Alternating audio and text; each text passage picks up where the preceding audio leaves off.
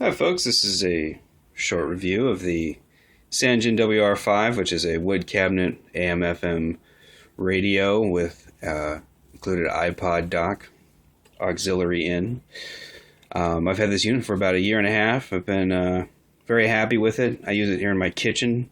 See, I've got on a little ledge below my television in here, and I use the headphone output from the TV into the auxiliary in here to use it as a speaker when watching TV or using the MP3 player function inside the TV. And of course, I also use it as a radio.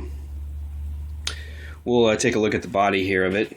So it's a hefty little unit, not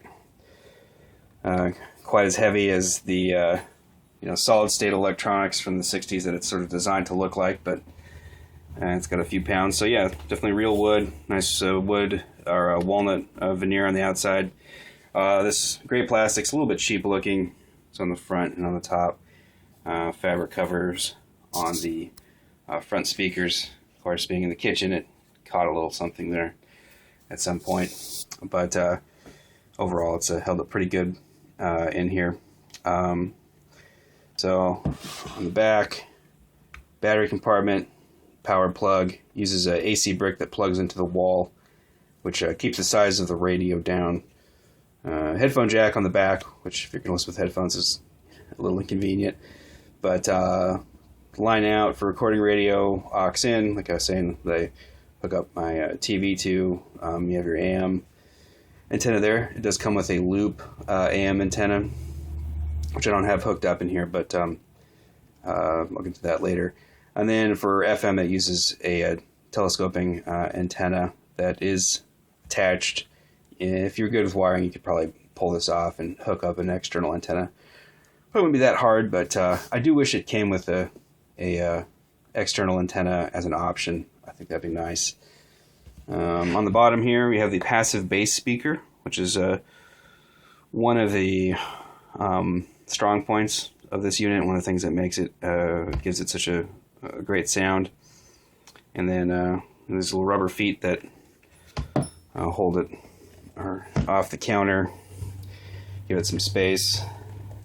So I'll put it back up here. Of course, I'm filming this with my phone, so it's autofocus is a little buggy. But I didn't see any good videos for the WR-5 online, so I thought I'd be the one to do it. So some of the pros and cons of this. The biggest con is probably the menu system here on top.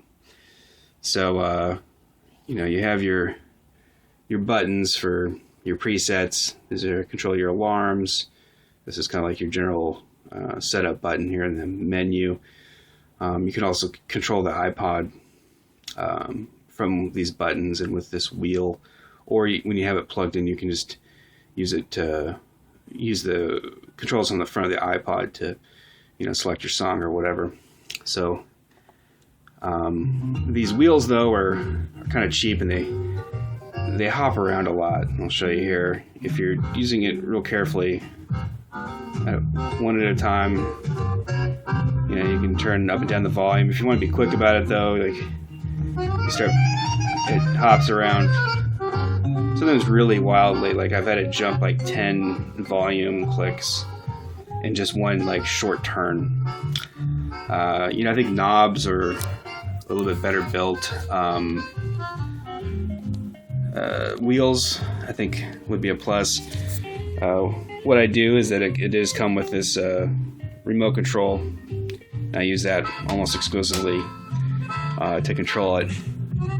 And what's funny is I have a Sangean WR-2 radio at work, and it came with a remote control, and I never use it because it has such great knobs and buttons on the front for controlling. But different radios. So it does have RDS, which will give you the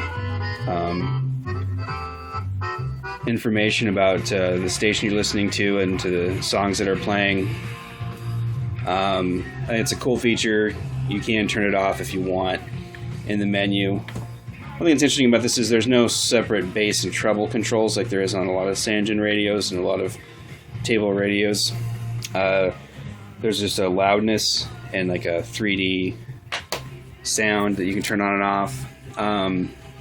It's never really been a problem with this. I think by default it does have a bassier tone to it.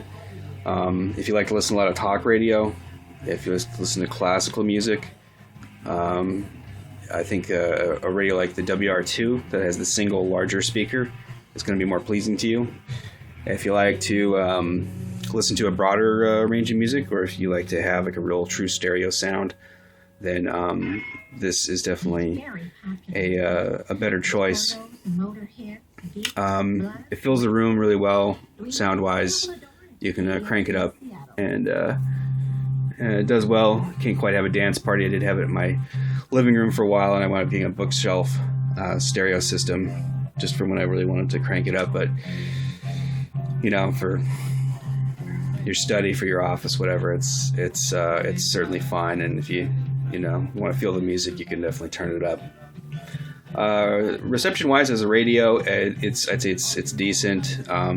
This is a really tough situation here. I mean, there's like an outlet, right behind it, coaxial cable, all this and stuff. So when I had it in my living room, I could get all the local FM stations and a couple that were kind of outside the area a little bit.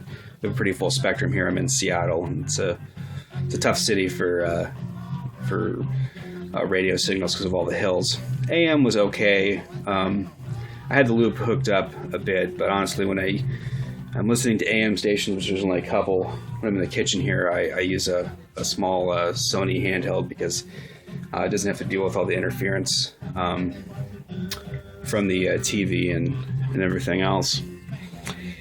So, well, that's basically it. If you have any questions, you can leave them for me in the comments. If you're upset with my blurry camera work, well, I'm sorry, but you'll get through it. All right, take it easy.